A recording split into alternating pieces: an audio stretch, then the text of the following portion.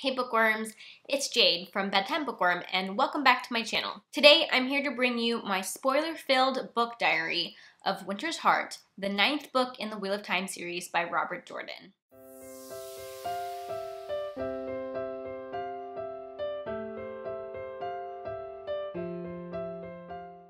If this is the first time you've seen a book diary from me, I will link my playlist of book diaries up in the corner for you and down in the description box. So far, I've only made them for the books in the Wheel of Time series, starting with Fires of Heaven, although I do plan to make some for other books in the future. These book diaries are basically recaps of the book with my commentary. I split the book into 4 different sections, and I sit down and go over what happens chapter by chapter. So I don't recommend that you watch this video if you haven't read Winter's Heart yet. Instead, you should check out my spoiler-free review of Winter's Heart and come back to this one once you've finished reading it. There are a couple different ways to watch this video. You can sit down and watch the whole thing, although as you can see, it's quite long, so if you do that, make sure you grab some coffee or some tea. You can also watch it section by section. So if you read a quarter of the book, then sit down and watch the section of the video that goes over those chapters. I have the timestamps and the chapter breakdowns in the description box so that it's easy for you to follow along. If you like this video, be sure to give it a thumbs up and subscribe to my channel, especially if you're a Wheel of Time fan, because I'm currently in the middle of the series and I have more Wheel of Time content coming. Feel free to leave any spoilery thoughts on this book down in the comments section, but do keep the spoilers limited to what you know at this point in the series,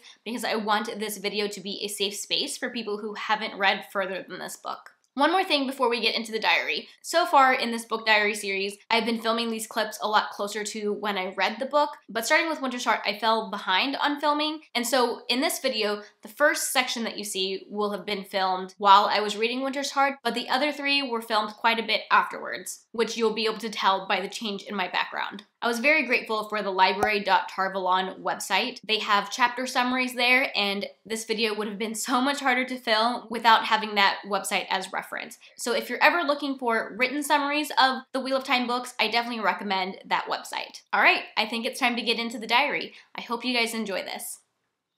Hey guys, it's Jade. I'm here to go over the prologue through the first 6 chapters of Winter's Heart. The first POV that we're getting in the prologue is from Siane's point of view, so this is one of the Aes Sedai in the White Tower that is hunting Black Aja, and the last time we saw Siane, she was in like a basement storeroom with her friend Pavara, and they had been walked in on by some of the heads of the Ajas, and they were all retaking the 3 oaths on the oath rod, and they discovered that one of them didn't want to take the 3 oaths, and in that way they figured out that she was Black Aja, and that woman's name is Talene. So in this scene, they're like torturing her. She's on this chair of remorse, which is some sort of Terengrial that can give her nightmares. They pull her out of that nightmare and tell her that if she doesn't re-swear the 3 oaths on the oath rod, they're gonna feed her to the Trollocs and like put her back. And that convinces Talene to retake the 3 oaths and also to take a 4th oath, which is to obey them. Once she's taken those oaths, she admits that she is Black Aja. The women holding her captive say that they're going to tell Elaida that she's Black Aja. And interestingly, Talene tells the group that Elaida is Black Aja and that the Black Aja know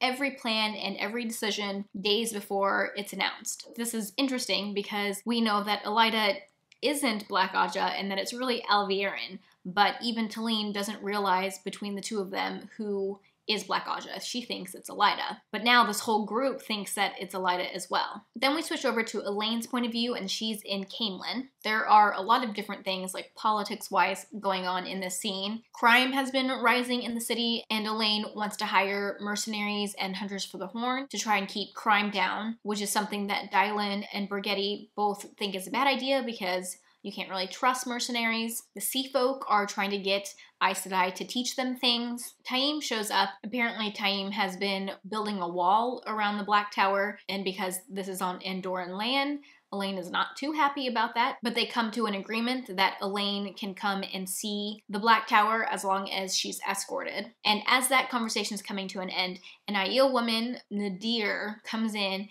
and summons Elaine for the first sister ceremony. Now this was so cool. I had no idea that the first sister ceremony was gonna be the way it is. Elaine has to completely take off all of her clothes, and there's all these people in the room.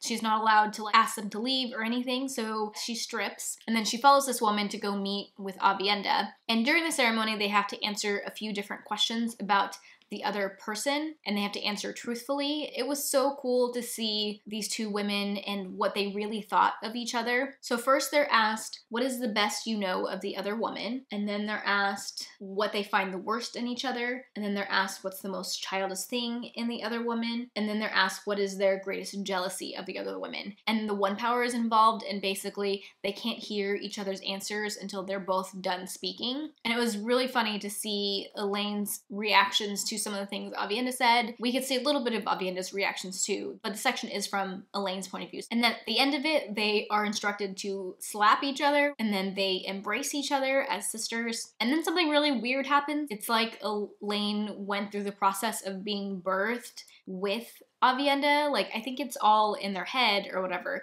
but it has to do with the one power. When they're done, they actually have a bond through the power. Elaine can feel Avienda in her head, similar to the warder bond, but different, which is so cool. I had no idea that being a first sister meant that you had some sort of bond with them like this. It really blew my mind and is one of my favorite things about what happened in this book. Then we switch to Tovine's point of view, and she's one of the Red Aja sisters who is in the Black Tower. She was bonded by Logain. And this just gives us a little glimpse into the Black Tower and some of the politics that are going on in the Black Tower. It definitely seems like there are a few different factions within the tower, and Logain has his own following. And then we switch to Rand's point of view, and he's at the Kyrian Academy. Rand is talking to Dobrain, and they're talking about the attack on the palace by the Ashaman from the end of the last book. And people in Kyrian are a little worried that Rand has gone mad and that he's the one who attacked the palace. Rand ends up appointing Dobrain as the steward in Kyrian, and Darlin as the steward in Tyr, and Gregorin as the steward in Ilion. And he ends this chapter by telling Min that he's planning on cleansing Saidin, but before he can do that, he needs to find the men who attacked him at the end of the last book. Then in chapter 1, we are in Perrin's point of view, and he has just gotten done meeting with Massima and is leaving Massima's camp. Baller comes up to Perrin with some news.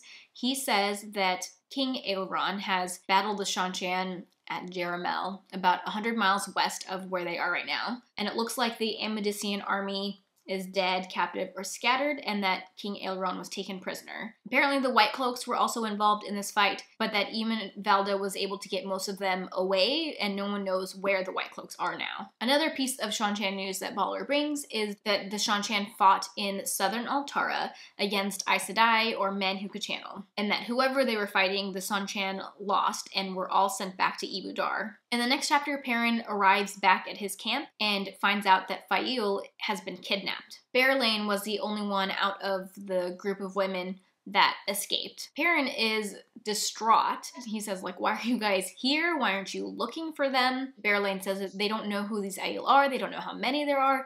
They need to find out more information before trying to go find her. Elias is there, and he volunteers to go to try and find Fael's trail, which, because he's a wolf brother, he can definitely do more than the average person. Perrin reaches out to the wolves to see if they'll help, but they're not interested in helping, even though they do feel bad. Apparently, the Gialdin army wants to fight the Aiel that are with Perrin, because the way they see it, Aiel are Aiel, and it was Aiel who took Alliandre, even though those were Shaido. Like, he doesn't really understand the distinctions between the two. And of course, Perrin explains that these are different Aiel and kind of calms him down. So basically, scouts are sent out to search for the people that were captured. Grady and Nield, who are two Ashaman, offer to help with traveling, but Perrin thinks it's better to try and look using like regular tracking methods, but that they might be needed in the future. Perrin does go to talk to some of the Wise Ones and ask why Fael was captured. The Wise Ones respond that taking wetlanders as Gaishane is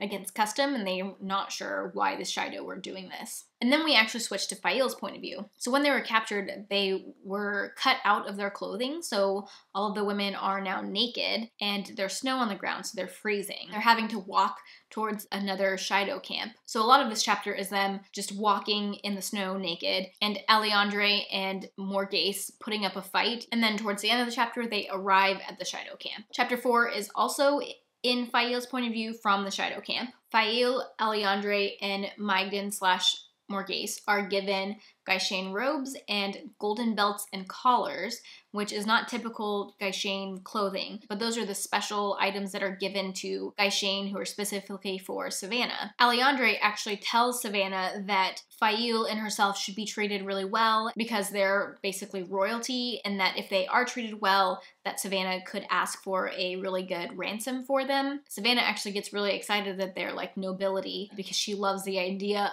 of nobility being her Gaishain, and she actually has Galena heal them. So at first, Fail thought that Galena was just another Gaishain, but after Galena heals them, she realizes that she's Aes Sedai, which kind of freaks them out because why would an Aes Sedai be Gaishain to a Shido Aiel? They really don't understand what Galena is doing there. After that, there was more walking in the snow, and Thorava, one of the wise ones, comes to Fail and basically tells Fail that the only hope she has of ever escaping is if she spies on Savannah for Thorava. Fail doesn't want to agree to do this, but she feels like if she doesn't, she might be risking her life, so she does agree to do this. And Fail also very smartly thinks that Thorava's probably asked multiple people to do this, and if she isn't a good spy, that Thorava will know because she has other spies working for her as well. As they're traveling to the new camp, Fail is also visited by Galena. When Fail asks Galena what she's doing here as an Aes Sedai, Galena responds that her work here is very important, which is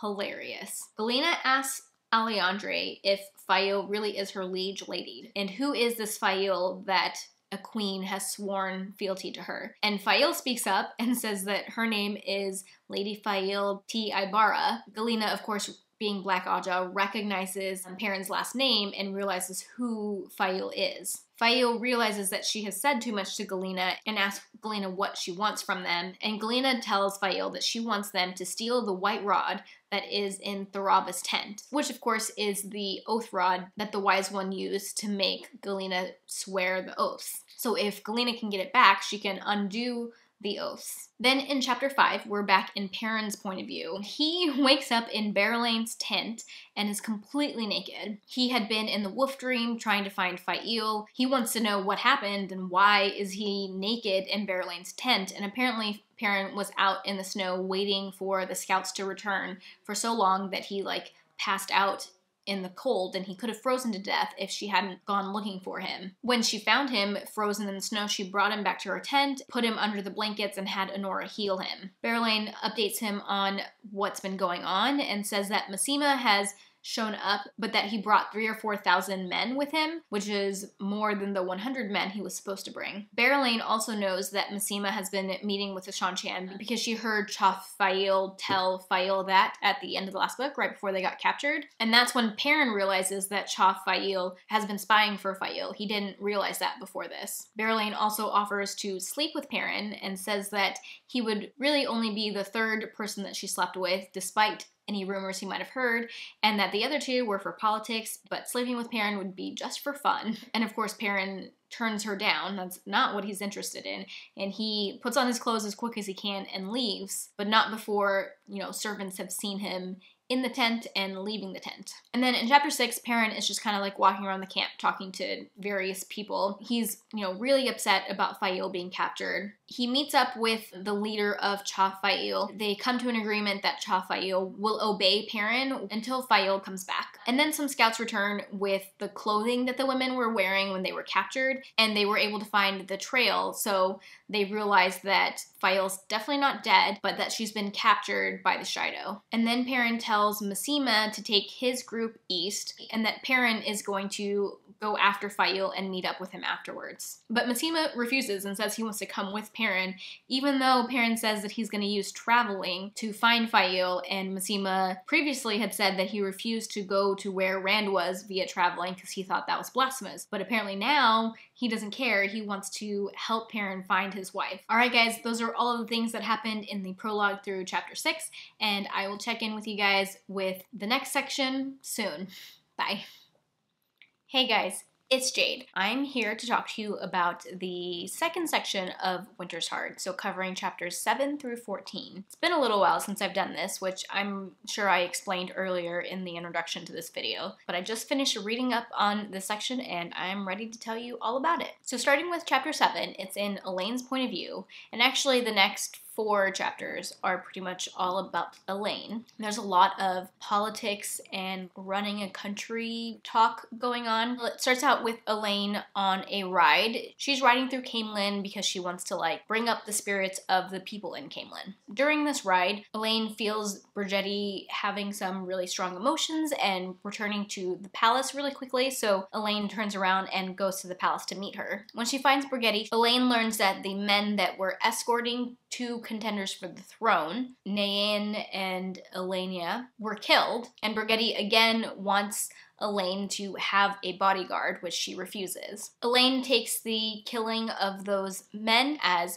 proof that they definitely have a spy in the palace somewhere. Once they arrive at the palace, Elaine is looking around and realizes that she doesn't really recognize a lot of the faces of the servants because there's been a lot of turnover since when her mom was queen. In the next chapter, on the way to Elaine's quarters, she runs into Renee Harfor and they discuss looking for spies. Mistress Harfor thinks that she found 2 spies, but they've already run away from the palace and she's going to continue looking for spies. Renee Harfor kind of goes through the list of many people who want to meet with Elaine because running a country takes a lot of meetings and talking to people about the different things that they need to do. One of those people, of course, is Halwyn Nori, who does all of the books for the country, as well as one of the kinswomen. In the hallway, they run into Vandine, and Vandine says that she's narrowed down who are the possible killers of her sister to 3 of the sisters that are with them, Marilella, Cerethra, or Carrie Ann. Vandine also thinks that Elaine and Nynaeve should be taking on more of the teaching responsibilities, but somehow Vandine still ends up being saddled with those responsibilities. Then Elaine is on her way to meet with Rhiann Corley, one of the leaders of the kin, and she runs into Nynaeve. Nynaeve's taking her to where Rhiann is, and so Elaine is filling in Nynaeve on some of the stuff that's been going on. Nynaeve tells Elaine that some of the kinswomen who had been at the palace have left to find other kinswomen that might have been captured by the Shanchan or who might be in danger of being captured by the Shanchan to save them. So it turns out that Rhiann Corley wanted to talk to them about 3 of the Damani that the kin had been in charge of. She thinks these 3 Damani are ready to be taken off the leash. One of them is Lamore, who is only 19 years old, and they want to put her in Novice White. Another one of them is Kara, who's said to be pretty obedient to the Sul'dam. And then the last one is Olivia, and Olivia apparently is really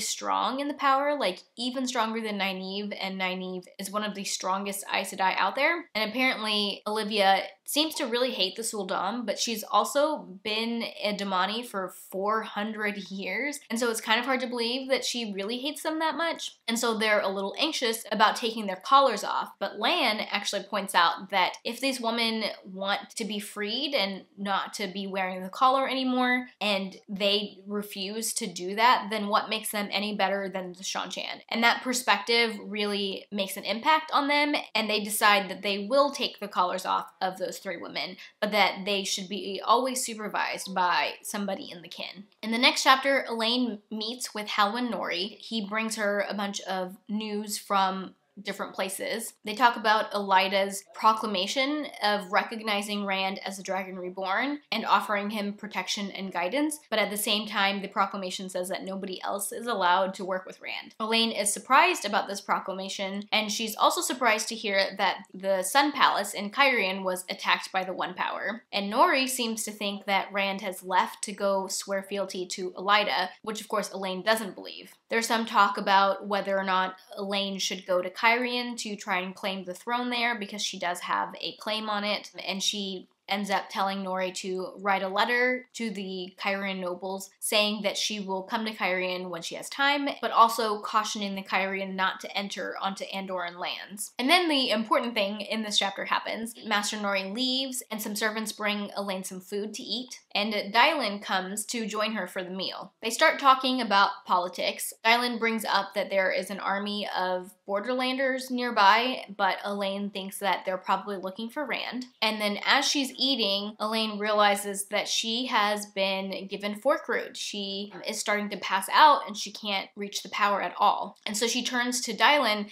to tell her that she needs help, and then Dylan pulls out a knife. So Elaine thinks that Dylan is all of a sudden trying to kill her, but then two men enter into the room. Elaine thinks she's saved from Dylan, but then those men are attacking them, and Dylan is trying to fight back. Dylan gets stabbed and is like bleeding on the floor. Elaine can't do anything. She can't move. She can't reach the power. She's trying to get to Brigetti through like the water bond, but she doesn't think that Brigetti's gonna come in time. And one of the assassins is approaching her and is getting ready to stab Elaine when all of a sudden he is stabbed from behind with a sword. And then Elaine passes out. In the next chapter, Elaine wakes up a few hours later, surrounded by Avienda, Brigetti, and Nynaeve, and she learns that Dylan and the guardsmen who saved her are both doing okay. Brigetti once again is pushing Elaine to have a bodyguard, and Elaine finally gives in and agrees to it, which, duh, you just had an attempt on your life. I would hope you would agree to a bodyguard. And they actually decide that the person who saved Elaine from this assassin not only be promoted from lieutenant to captain, but is also put in charge of her bodyguard as a reward for saving her life. Then they realize that Nynaeve and Elaine are supposed to be meeting with Egwene in Teleron-Riyadh. So Nynaeve leaves to go to her own bedroom to go to Teleron-Riyadh, and Avienda and Brigetti are left to guard Elaine's body while she's sleeping. When Elaine arrives in Teleron-Riyadh, she sees a very young looking woman before that woman recognizes Elaine and then disappears. Elaine just assumes this is a girl who has dreamed herself into the palace, but I'm not so sure about that. So they fill in Egwene on everything that's been going on their end, and Egwene fills them in on some of the things that she's been dealing with. During this meeting, Egwene tells Elaine and Nynaeve that they both need to swear on the Oath Rod as soon as possible, and that anybody who calls themselves Aes Sedai and refuses to swear on the Oath Rod will feel the wrath of the tower or something. She also tells them the plan she's come up with on how to include the kin with the White Tower, because she's made a proclamation that anybody who can channel and anyone who's been in the kin will have some sort of connection with the White Tower, and so she's come up with a plan of how to make this work. And I actually think it's a really interesting idea. So her idea is that Aes Sedai will retire into the kin after they have decided they're done being Aes Sedai. At the end of when they're talking, they realize that somebody is listening to them, or like they see somebody out of the corner of their eye and they like chase this guy down. He runs away from them, but apparently he looks like he could be Rand's uncle, which is very interesting. And while this is happening, or as this is happening, they also hear a door close somewhere nearby, so they realize that they had at least two people that were listening in on their conversation. And then we switch to Asni's, I don't know how to say this name, Asni point of view. She's one of the Black Aja and is one of the 13 Black Sisters that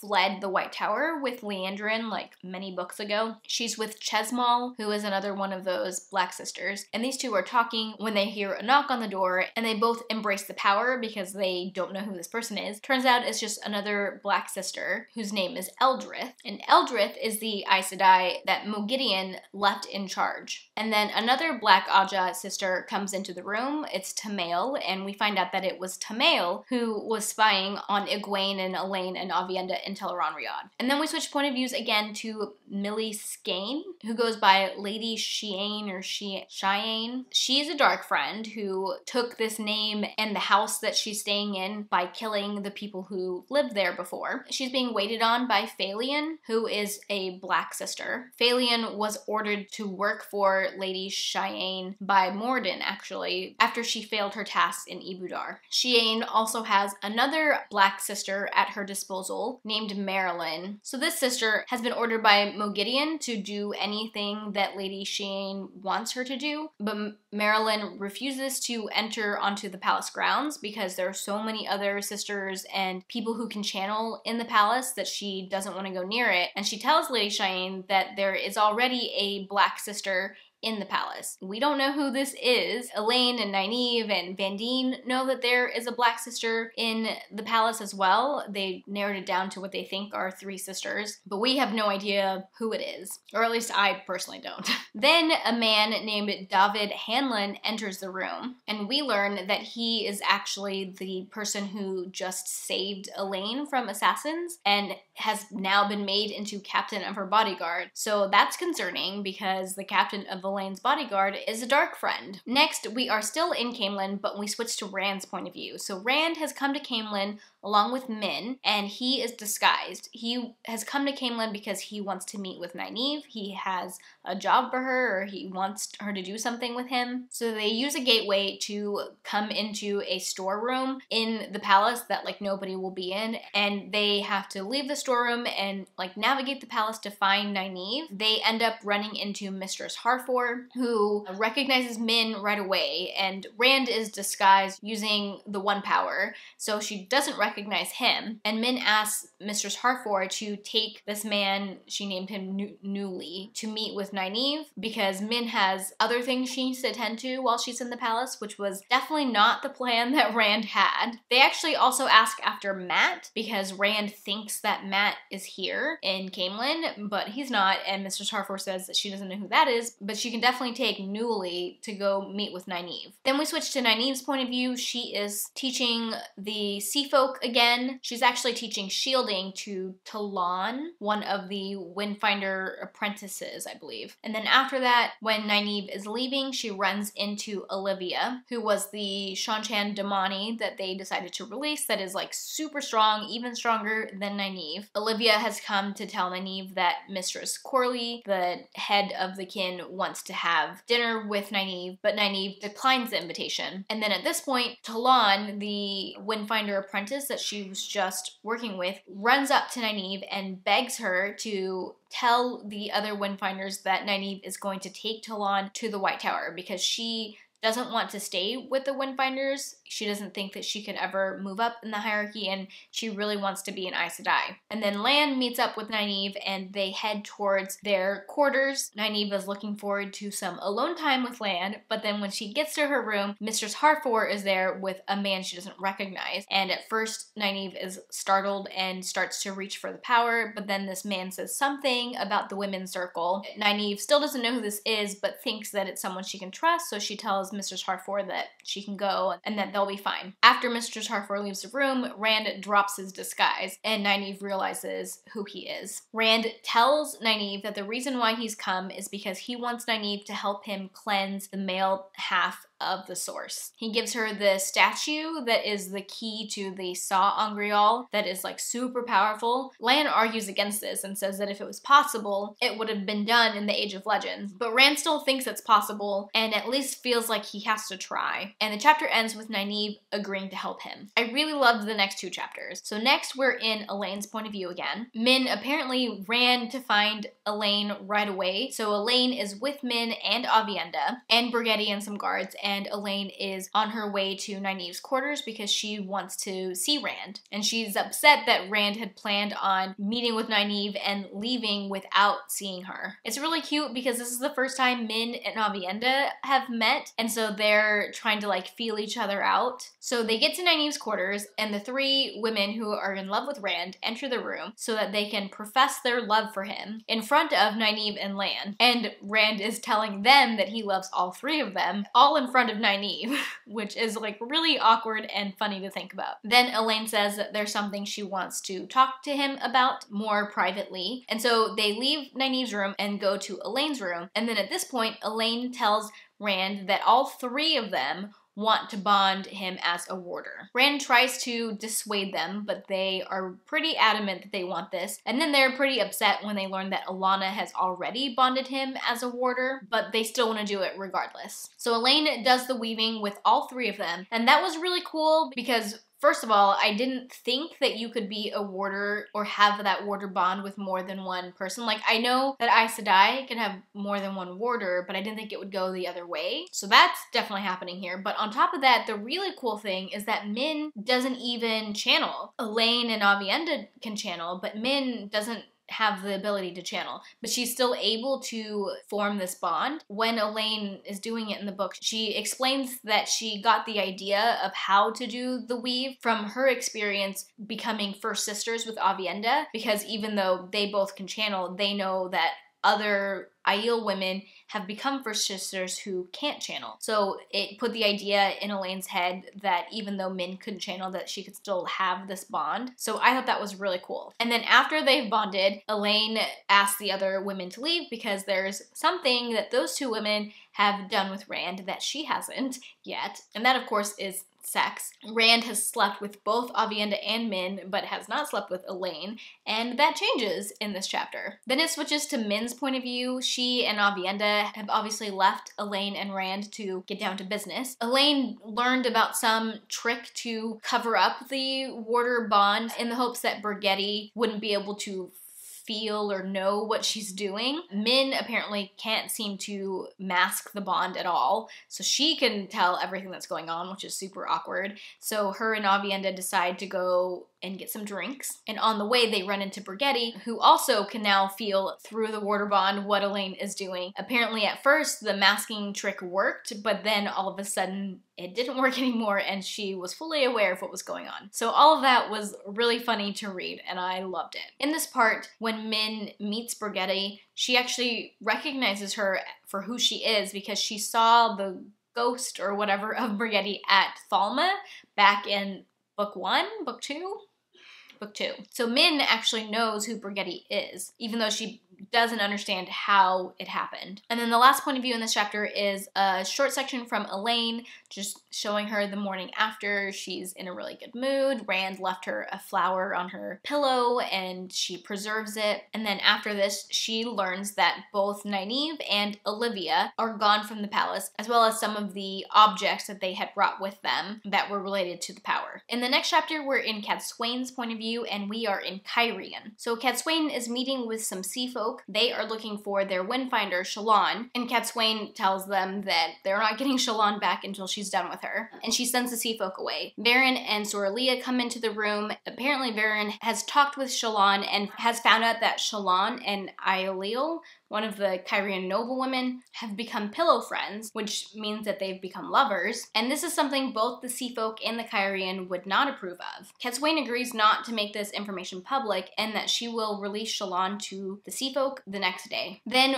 one of the yellow Aes Sedai enters the room, Corell. She tells them excitedly that one of the men who can channel, Damer, has healed one of the Aes Sedai that Rand accidentally stilled when he was escaping. So not only has Nynaeve now figured out how to heal Stilling, one of the men has figured out how to heal Stilling using Saidin. And then someone comes in and says that Alana all of a sudden is unconscious and that they can't get her to wake up. Then we switch to Demandred's point of view. He's meeting with a bunch of the other Forsaken. The Forsaken are a little concerned that if Rand is successful in cleansing Saidin, that men who can channel will no longer need the Dark Lord's protection, and so they see that as a problem. Osengar is meeting with this group as well, and he doesn't think that Rand is going to be able to do it. So he says they have nothing to be worried about. Then Moradin shows up along with Sindane, and Moradin tells them that Rand has the Choden Call, which are like the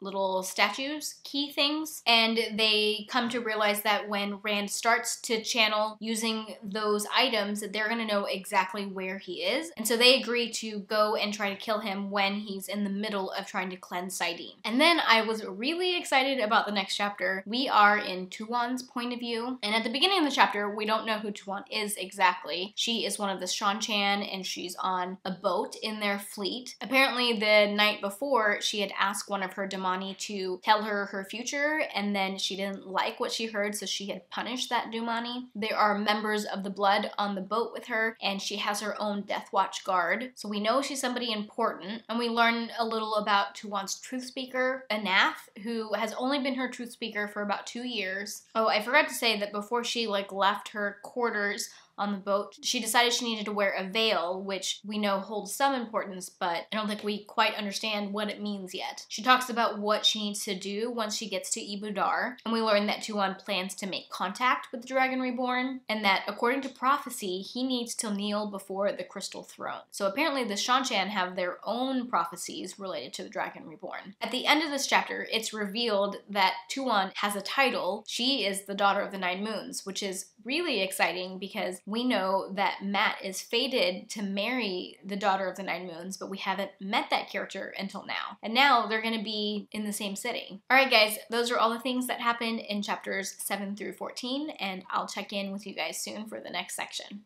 Bye. Hey guys, so I'm here to go over the third section of Winter's Heart. So this is going to be covering chapters 15 through 25. Chapter 15 is in Mat's point of view, and I was so glad to see Mat again. So the last time that we saw Mat was way back in A Crown of Swords. He was completely absent in the last book. We left him in Ibu Dar, and he was looking for Oliver, and a wall fell on top of him, and we haven't heard anything from him since then. So I was so happy to see Mat. In fact, there are a lot of chapters in the section from Mat. So we start off with Mat hanging out with Eludra. She's an illuminator, and Mat met her many books ago, but since then she has joined Val and Lucas traveling circus or whatever it's called, and she even in a previous book spent some time with Nynaeve and Elaine when they were with Val and Lucas group, so it's kind of cool to see her as a reoccurring character. So Mat is trying to convince Eludra to tell him her secrets, her illuminator secrets, and of course she refuses. They have a little bit of a flirty relationship going on. I'm pretty sure that Mat has been sleeping with her, even though he's also sleeping with Tylan. Apparently Eludra has been thinking of fireworks from a military perspective, and she says that she'll tell Mat her secrets if he can solve her riddle, and her riddle is why would she need a bell founder? Mat doesn't know what the answer is, but I'm pretty sure that Eludra wants a bell founder because I think she's trying to make a cannon. After that conversation, Mat leaves Eludra to go find Tom and Beslin to talk about how he is going to escape from Ibu Dar. Mat thinks about Perrin and Rand and what they're doing at that moment, and when he does think of them, he sees a swirl of colors in his head, and apparently that's been happening anytime he thinks about Rand and Perrin lately. Mat finally finds Tom and Beslin, and they are with Valen and Oliver. So I was really happy to hear that Oliver is alive and well. Apparently Luca has agreed to help them escape, but he says that he won't be leaving until spring. And then they all decide to head back towards the palace, and that's when the dice in Mat's head start tumbling, which is never a good sign. Then in the next chapter, as they walk into the city, there are multiple heads of lawbreakers displayed on the wall. Two of those are of sea folk. We have Nesta Din Reyes Two Moons, who was the former mistress of the ships, as well as her master of the blades. Apparently the Suldam and the Damani patrol the city gates to make sure that nobody who can channel goes into or out of the city. Mat decides he's not ready to go back to the palace, so everyone continues on without him, and he goes to try and find a dice game in a tavern, but all of the taverns are too crowded. Then eventually he does decide to go back to the palace. He decides to go some back ways and goes through a bunch of alleys, and at some point he trips, and right when he trips is when the golem shows up and starts to attack him. So the tripping was a lucky thing that happened to him. And then a man from the street shouts into the alley and scares the golem away. This man introduces himself to Mat as Noel Charon. The Seanchan kicked him out of where he was staying, and Mat offers him a place in the palace as a thanks for saving his life. And I gotta say that I'm a little suspicious of this Noel guy because his timing was just a little bit too impeccable. Then in the next chapter, Mat takes Noel to the palace. Mat tries to convince his men to take a ship to Ilion and to take Oliver, Tom, and Julian with them, but they refuse. They refuse to leave him behind. Mat decides that he needs to go take a bath before he sees Tylan because he's dirty from the golem encounter. And this whole time, the dice in his head are still rolling around. Apparently the golem attack was not what they were signifying. Then Mat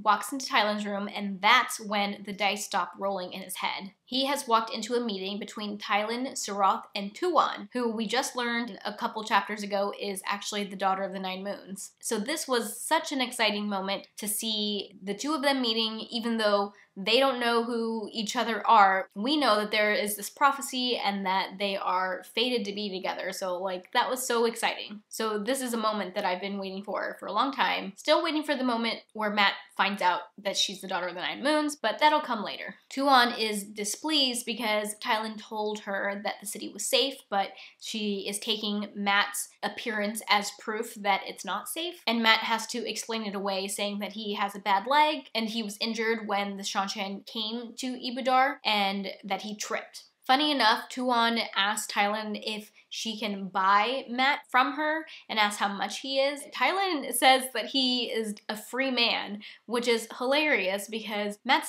not exactly free. Tylan definitely is not holding him hostage, but if he wanted to leave, he has to sneak away. Like, he can't just do whatever he wants. He definitely belongs to her a little bit. And then before the chapter ends, Tuon announces that she wants to raise Tylan to the blood. The next chapter is also from Matt's point of view. He is looking for a place to start storing some clothes and some gold because he is saving up for his escape. And of course, he ends up at the Wandering Woman with Mistress Anon, who we have met in a previous book. She's the one who introduced Nynaeve and Elaine to the kin 2 books ago, I think. So Mistress Anon has agreed to let Matt store some stuff in some space under her kitchen floors. In the next chapter, Matt decides to go check on his clothes and gold, but when he gets there, Mistress Anon isn't there. It's just the cook, Enid. The cook gives him something to eat, and as he's finishing up, Mistress Anon does show up, and she has a woman with her. And this woman turns out to be Jolene, who's an Aes Sedai. She's Green Aja. Mistress Anon has been hiding her ever since the Seanchan showed up. So Mistress Anon has told Jolene that she knows someone who can help her escape the city. And it's not until this moment that Jolene realizes that she met Matt. While they are talking, all of a sudden there is a ruckus outside. 2 more characters that we have met before storm into this kitchen, and that's Egianin and Bael Domon. Because they don't want Jolene to be discovered, Matt grabs her and puts her on his lap, and they pretend to be kissing while Mistress Anon talks with Egianin and Bael.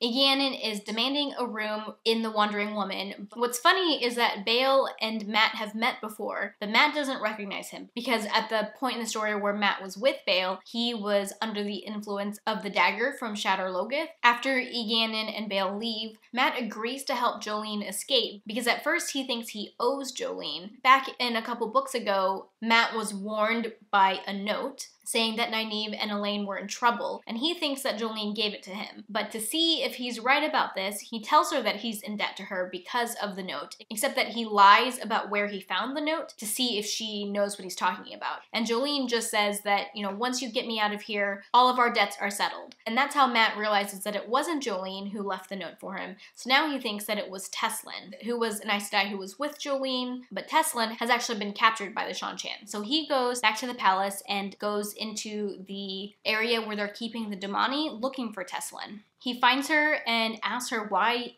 he put a note in his pocket about Nynaeve and Elaine. And apparently it was because she didn't want Elida to get what she wanted. So Matt feels like he owes her a debt and says that he's going to try to help her escape. And Teslin convinces Matt to also help another Aes Sedai, Edicina, escape as well. Now we finally switch point of views to somebody else, but we are still in Ibudar. We are in Bethamin's head, and she is one of the Suldam, so she's a Seanchan. And we have met Bethamin previously. She was one of the Seanchan in a previous book that was collared by Egianin. Egianin had her collared and in her basement for a little while. So Bethamin and another Suldam, Rena, are inspecting the Damani, and they are with Teslin. And she suspects that Teslin is plotting to escape, which is really funny because Matt was just there. So she is plotting to escape, but only just recently, I think. And apparently Bethamin has been thinking a lot about Rena and Seta, who were the 2 Suldam that Nynaeve, Elaine, and Egwene collared in Falma when they were escaping from the Seanchan. So she knows that the Empire is keeping the fact that at least some Suldam can be collared a secret. When she goes back to the room where she's staying, there is a seeker for the truth there. This seeker tells Bethamin that he wants her to spy on Egianin and Bael Domon. Apparently he has this elaborate theory about how Egianin and Bael are working with Suroth and Aes Sedai and how they were all involved in the death of High Lord Torok back in Falma, which we know is not true at all. In the next chapter, we're in Eganon's point of view. Eganon and Bale are talking, and they talk about how they were captured, and apparently they gave the male Idom to the Shanshan. Up until this point, we thought that Bale had dropped the Idom into the ocean and that Rand was going to be safe from it, but apparently it's in the hands of the Shanshan, which is terrifying. Bale asks Eganon if she can free him so that they can get married, and apparently she does want to marry him, but she's too worried about their difference in class. And then their conversation is interrupted by Bethamin. Bethamin tells Eganon about the Seeker and his theory about how they are working with Suroth and Aes Sedai. And at the end of this chapter, we learn that Bale recognized Mat when they were in the kitchen of the Wandering Woman. Even though he was pretending to kiss Jolene, Bale still recognized him. And Bale thinks it would be a good idea to have both Mat and Tom, who Eganon has met before, both on their side. In the next chapter, we are in a different city. We are in Farmatting, which is not a city that we have been exposed to yet in the series. We are in Rand's point of view. He is trailing after Roshade, who was one of the Ashamen who attacked Rand in Cairhien. Rand has been following him, and he follows Roshade into an alley, and they start to fight. Then a sound behind Rand alerts him that there's someone behind him, and he ducks. Another rebel Ashamen named Kisman ends up accidentally killing Roshade, and then they hear the guard coming, so they both run away. Then we switch and are in Kisman's point of view. He's walking back to his room, and he's frustrated that he let Roshade talk him into trying to attack Rand so soon. And he also is thinking about how he's been ordered to kill Rand by 3 different people, including Taim, Demondred, and Moradin. And then Padan Fain shows up and stabs him with his dagger. Then we're back in Rand's point of view. He returns to the inn that he was staying in and fills in Min and Nynaeve and Olivia on what happened. And then we have a very confusing point of view. I actually pulled out my book to reread this point of view. So according to the chapter summaries, this is from Luke's point of view. We don't entirely know who this person is, and I'm confused by how he seems to be 2 people. It seems to me that when he's in Tel'aran'rhiod, he's Isam, and when he steps out of Tel'aran'rhiod, he's Luck. So he steps out of Tel'aran'rhiod, he kills 2 people that are in bed, and then he checks to see what they look like, and then goes back into Tel'aran'rhiod. And there is a patron waiting for him. It is one of the Chosen, but they are disguised, so he's not sure which Chosen it is. And he tells this person that he killed the 2 people that were in the room, but that the man was bald and the woman was gray. And the Chosen responds that it was a pity, and that he will ask Isam/Luck to try again another time. And the chapter ends with Isam/Luck thinking that he was looking forward to killing his nephew. So if you remember, in the last section, there was someone in Tel'aran'rhiod spying on Elaine, Nynaeve, and Egwene, and they said that he looked like he could have been Rand's uncle. So I'm thinking this is the same person as that. And then Lord Luck is someone we haven't seen in a long time, but he was back in the 2 Rivers when Perrin was there. So it seems like these are the same people, but I'm kind of confused about it, to be honest. I'm sure I could figure it out with some Googling, but I don't want to spoil myself or anything, so I'm not. The next chapter is from Shallan's point of view. She's one of the Windfinders, and she's with Cadsuane along with a bunch of other people, and Cadsuane has brought them to Farmatting. The men with weapons have their weapons bound because you're not allowed to have unbound weapons within Farmatting. And then in the next chapter, we're again in Shallan's point of view. Cadsuane and crew are going to meet with the first council of Farmatting. The first council's name is Elise. Apparently Cadsuane and Elise have some history and there's some tension there. But then Varen announces that there is a man channeling. They have these Terangrial or something that can detect channeling, but apparently they're not too concerned about it because they can't channel inside the city. Then in chapter 25, we start with Rand's point of view. He's at his inn playing the flute, and he tells Min that Alana has arrived and that she's headed his way. Cadsuane and Alana show up together. Cadsuane and Rand go back and forth a little bit, and at some point she slaps Rand, which made my jaw drop. She fills him in on some of the stuff that has happened in Cairhien before she came, like the fact that Narishma, Damer, and Eben, 3 Ashamen, have all been bonded by Aes Sedai. After Cadsuane leaves, Alana asks Rand what he did to make her go unconscious before, and Rand tells her that he has been bonded by somebody else, but he doesn't say who else much less that it was 3 other women. Apparently, Alana has offered his bond to Cadsuane before, but Cadsuane wasn't interested, which I thought was hilarious. Alana also tells Rand that Damer has figured out how to heal Stilling, which we learned about in the last section, and that the other Aes Sedai captives in Cairhien have all sworn fealty to Rand. And something that I don't think I mentioned before, because I don't think I realized it before, but I have since realized that these Aes Sedai who all swore fealty, there was a chapter in a previous book where Varen was interrogating them. We learned that she was sort of doing some sort of compulsion on them. I'm pretty sure that Varen was compelling them all to swear fealty to Rand. So that was like a little piece of the puzzle that I more recently figured out. At the end of the conversation, Rand sends Alana off to Tyr to help negotiate with the rebels there. And then we see a little bit from Varen's point of view. She apparently has something to hide. She's worried about the people of Farmatting realizing who she is. I didn't say this, but when she was meeting Elise, the first council, she lied about what her name was. She didn't lie, but when asked what her name was, instead of saying Varen, she said, "You could call me some other name that I don't remember." Apparently, Varen has an arrest warrant in place in Farmatting. Varen goes and meets with Cadsuane, and they have tea together. Cadsuane tells Varen that she wants to teach Rand, but that she's worried that he's turning into stone and just emotionless. And based on this, Varen is more sure that Cadsuane is there to help Rand, and she decides not to poison her, which I was surprised to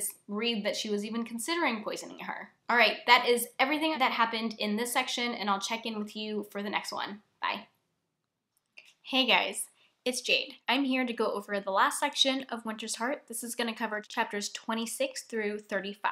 Chapter 26 is in Elaine's point of view. It opens with her meeting with Egwene and Teleron Riad, and they're actually meeting in Eamon's Field, and Egwene is sad to see how many changes have been made since the last time she was there. Elaine actually suggests that maybe Egwene should travel to Eamon's Field just to visit for a few hours, but Egwene says that she isn't ready to confront Eamon's Field as Amyrlin yet. I mean, her parents barely know that she wanted to become an Aes Sedai, much less she's now Amyrlin. After that, Egwene wakes up and her and Aviendha are having breakfast. When Captain Mellar shows up, he's brought Halwyn Nori to meet with Elaine, and Elaine says nice things to him, or at least is really cordial with Captain Mellar because she wants people to think that he's the father of her baby, because obviously if people think that it's Rand, then the babies will be in a lot of danger. So most of this chapter is like really boring running a country stuff. Halwyn Nori is telling Elaine about money matters and that there is a Borderlander army nearby. After Halwyn Nori leaves, Reen Harfort shows up, and then after her, there's some merchants that come to talk to Elaine as well. After this, Marilella returns. She apparently was meeting with those Borderlanders, and she has come back with a message for Elaine after meeting with all of the leaders. Apparently there are over 200,000 soldiers with them, which is a lot. Marilelle has been able to find out that there are 10 Aes Sedai with them, even though they didn't want to be found out, and that the Borderlander rulers want to meet with Elaine. In the next chapter, Elaine goes to meet with the Borderlanders, and she actually only takes Aviendha and Brigetti because she wants to meet with them as an Aes Sedai with her warder and not as the daughter heir of Andor. So they use traveling to go meet with the Borderlanders, and the Borderlanders swear that Elaine is not in any danger from them. Elaine asks the Borderlander rulers what they want, and they answer that they want to know where Rand is. So Elaine tells them that she doesn't know exactly where Rand is, but that she can give them an idea, but only if they agree to march south within a week. So apparently what Elaine has concocted here is that she wants the Borderlanders to march further into Andor because she's hoping to use them to pressure other houses to support her for the throne, like to see the Borderlanders as a threat, and that after she has gained the support that she needs, she will negotiate with them into leaving Andor without any fighting. So she's trying to use them, but the Borderlanders seem fine with this as long as they find out where Rand is in the end. So she tells them that a search in Mirandy will be helpful, even though Rand is actually in Tyr. After that, Elaine, Aviendha, and Brigetti go back to the palace via traveling. When they get back there, they find out some not-so-great news. Apparently, there are 4 small armies that are marching towards Caemlyn. Halwyn Nori is the one who tells her this, and he doesn't know exactly who is leading these armies yet. Once Elaine hears this, she jumps into getting the defenses of the city ready. She has Brigetti tell the mercenaries in the city that they have 4 days to decide whether or not they're going to join her army or they need to leave. And Elaine basically gives everybody else the same option to leave within the next 4 days or be prepared to stay there for the siege. So the next chapter, we are in Matt's point of view, and this is such an exciting part of the book. So Matt is finally getting ready to leave Ibudar and run away from Tylan. Tylan tells Matt that Suroth is taking her to take a little tour of Altara to show Tylan how much of it she now controls. Matt thinks that this is the perfect time for him to escape while Tylan is gone. Noel runs into Matt and basically tells Matt that he knows he's up to something and that he wants Matt to take him with him when he leaves. Matt tries to deny it, of course, and Noel says that he understands why Matt doesn't trust him yet. I don't trust him yet. But apparently Noel knows that the golem has continued to kill since the night that Matt and Noel met. Julian is in a very good mood because he's happy that Suroth is gone.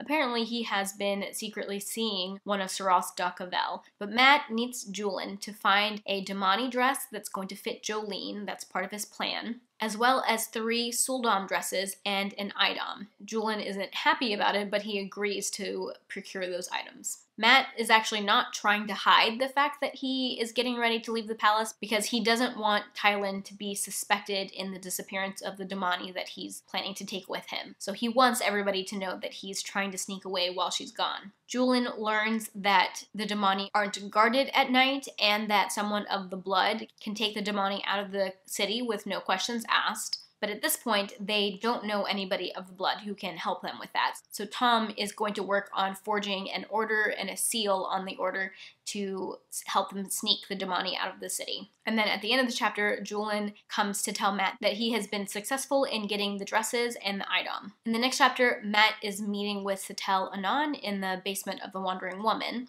Part of his plan was to have Satel put the Idam on Jolene and act as a Suldam, but that does not work, which means that Satel definitely doesn't have the ability to channel, because if she did, she could wear the bracelet part of the Idam. But when they tried it, Jolene was in a lot of pain. When Matt is leaving the inn, he actually runs into Baal Doman, who takes him back to the Wandering Woman to meet with Ygyanin. This was a really cool part because this is where Matt learns that Ygyanin and Baal previously met Elaine and Nynaeve and Tom and Julian. He also learns that Ygyanin is trying to escape from Seekers. At this point, Matt really needs Suldam to be able to sneak the Aes Sedai out of the city. He tells Ygyanin that he will help her escape Ibudar if she is able to provide him with 3 Suldam, and she agrees. Matt goes back to the palace and tells Tom and Julian the good news and update to the plan, and Tom and Julian fill Matt in a little bit on the whole Tanchico situation and the male Idam that we thought was at the bottom of the ocean but isn't anymore, and they also tell Matt that Ygyanin and Baal can definitely be trusted. At this point, Matt feels like his plan is solid and he's ready to escape the next night.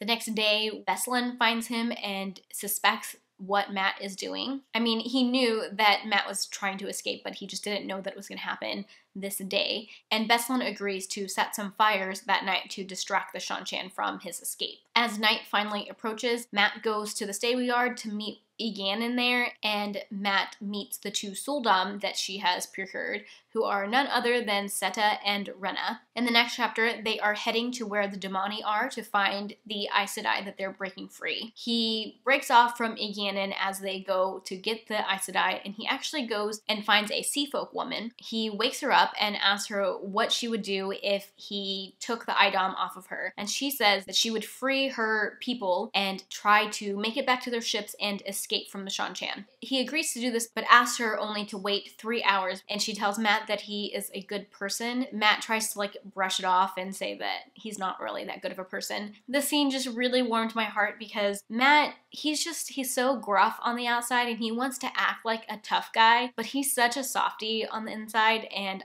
I love it. As he's leaving the Windfinder or Seafolk woman's room, he sees Ygyanin with Teslin and Rena being confronted by one of the Dur Suldam, but Ygyanin kind of gives him a look, basically saying that she's got it under control. So Matt heads back to Tylan's room and is surprised to find that Tylan is there. So that was definitely not part of the plan. He was trying to escape before she got back. Tylan kisses him and then slaps him for trying to run away. And she tries to convince him to stay one more night, but he says that he absolutely has to go tonight. So Tylan insists that he ties her up so that everyone knows that she was not a willing participant in his plan to escape. So he does this, and then when he leaves her room, he actually runs into Tuwon, which again was not the plan. She tries to stop him, and they get into a little bit of a tussle, and Matt is surprised at how good of a fighter she is, and out of nowhere, Noel shows up and grabs Tuwon from behind to stop her. And together they're able to tie her up. While that's happening, Julin shows up with his secret woman that he's been seeing, and it's none other than Thera, who previously was Amathera, the Panarch of Terabon. She was Panarch of somewhere. She was like a queen, basically, but then she was captured and made into Dakavel for Suroth. So that was a really cool thing to see, a recurring character there. So Matt's plan at this point is to leave Tuwon tied up in the stables, and then Eganon shows up and sees Tuwon and tells Matt that it is death by slow torture to lay hands on the daughter of the Nine Moons. And then the two Suldam drop to their knees, and Matt is completely shocked. This was such a fun moment, a moment that I've been waiting for so long, where he realizes who she really is. Obviously, she doesn't realize that there is some sort of prophecy surrounding them, or at least I don't think she does, but Matt knows that this is the person that he's supposed to marry. Matt actually tells Eganon that Tuwon is his wife, and she slaps him, and Matt says it again. He says it 3 times that she's his wife. At this point, Seleucia shows up, but she says that she won't do anything as long as Matt promises not to harm Tuwon, but that if he does harm Tuwon, she will kill him. So apparently Seleucia and Tuwon are going to be going on this journey with Matt. In the next chapter, we are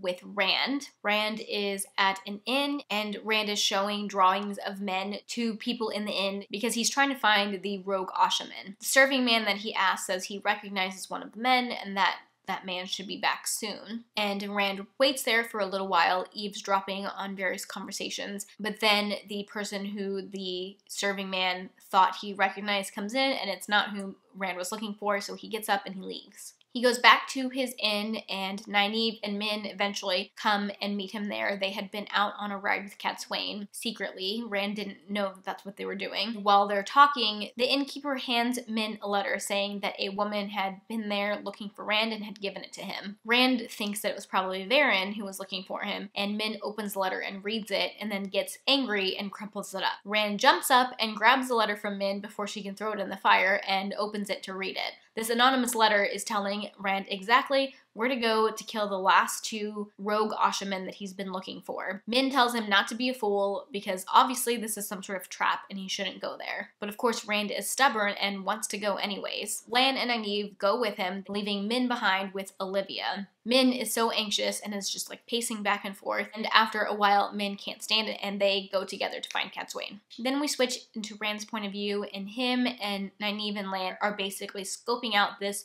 bootmaker's shop where the last 2 Ashamen are supposed to be. Rand asks Nynaeve to lift up him and Lan using the power to the 3rd floor of the bootmaker shop. Once they get to the room where Gedwyn and Torval are, they find them already dead. And at that point, Rand's wound that Padan Fain gave him with the dagger starts to hurt, and he realizes that Padan Fain is there, and that's when Padan Fain attacks Rand, and one of the rogue Ashamen that's still alive attacks Lan. Padan Fain runs into another room. Rand tries to follow him, but Fain ends up getting away, and Lan stops Rand from running out into the street because they know that the street is about to fill up with guards. So they run upstairs to escape, and they get back on the roof, and as they're trying to escape, they both fall off the roof, and the chapter ends kind of on a cliffhanger there. In the next chapter, we're in Nynaeve's point of view, and she's watching the shop when she hears a commotion, and she sees the guards coming, and they stop in front of the bootmaker shop. She considers using the power to do something about it when she's grabbed. Thankfully, it's just Cadsuane and Olivia, and Min is with them. Min tells Cadsuane that she can tell that Rand is unconscious and that he's hurt. Nynaeve is upset that they aren't doing something to help help the men, but Cadsuane says that the Council of Farmatting is in a panic at the moment because they knew that someone had channeled in the city, which was Nynaeve when she lifted them onto the roof. Min is upset with Nynaeve for going along with Rand's plan, even though she had to have known that it was a trap. Then we switch to Rand's point of view, and he wakes up in a dark cell, and he has a little bit of a moment of panic because he has flashbacks to when he was trapped in that box during Lord of Chaos. He thinks that these people must know who he is and that they plan on sending him to Elida. And then we're in Cadsuane's point of view. Cadsuane, Nynaeve, Min, and Olivia, and 3 of the Ashamen are on their way to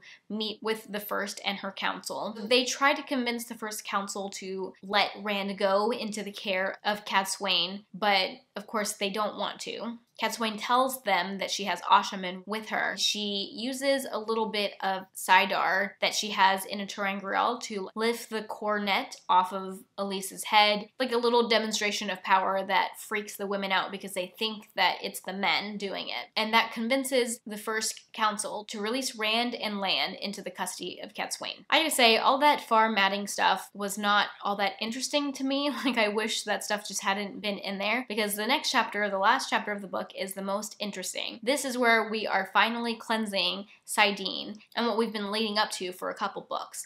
And I feel like the whole chasing the rogue Ashamen was just a distraction and didn't really add that much to the story. So this next chapter is obviously really interesting. We get a lot of different point of views, and I'm not going to go through every single thing that happens because this video is already long enough. So Rand and the rest of his group are finally leaving Farmatting, and they go back to where Rand has buried Callandor. He announces to everybody that he is going to cleanse saidin. Cadsuane asks him where he's planning to do this, and he says that he is going to do it at Shadar Logoth, actually. So he weaves a gateway to Shadar Logoth, and once they get there, Nynaeve and Rand sit on the ground in front of each other with the sa'angreal. They link and they start doing their thing. Cadsuane kind of takes charge of everyone who's not going to be involved in the cleansing of saidin because they have realized that they need to be protecting Rand while he is busy cleansing saidin. They start forming little circles, men and women linking together so they can be as powerful as possible. This is when we start jumping around to other people's point of views. We see a quick point of view from like a nobody character in Cairhien where the Chodan Kal